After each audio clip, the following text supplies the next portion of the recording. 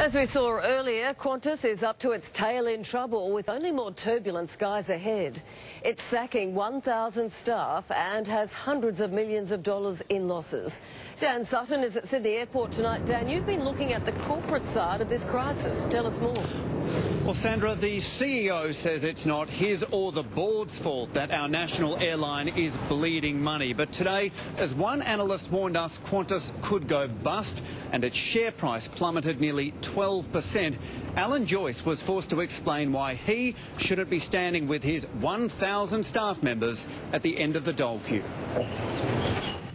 There are storm clouds in the forecast for the Flying Kangaroo.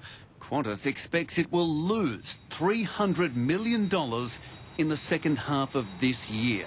Still, the airline's boss says, I believe the management of Qantas are doing a great job in tough circumstances. He's announced today $2 billion in urgent cuts over the next 3 years. That includes 1,000 workers who soon won't have jobs. This company has monumentally failed both the travelling public, its workforce and the nation of Australia. Unions were today scrambling, engineering, ground teams, cabin crew, all in the firing line. And obviously we grieve for every worker whose job has been lost. The worst case scenario is that Qantas goes broke, that it has to shut down its operations. That's a real possibility unless Qantas can break the structural problems that it's facing.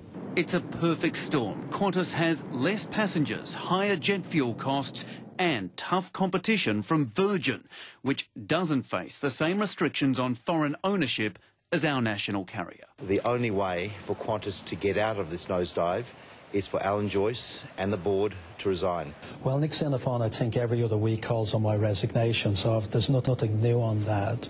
For staff, the collapse of Ansett is still fresh in their minds. That was shocking for those thousands of people then, some who committed suicide. We cannot allow this situation to actually go into a death spiral. The CEO and board of Qantas are trying to show staff they're willing to share the pain, offering to take cuts to their salaries. But it probably won't hurt Alan Joyce too much. His annual take-home salary is more than $3 million.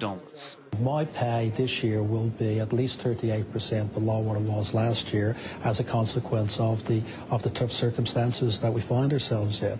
It may be proud of its record on safety, but it's now clear Qantas will have to fight to stop its business from crashing.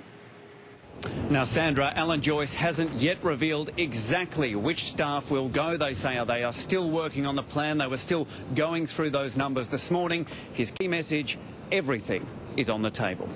Dan Sutton with the latest on Qantas's crisis. Thank you.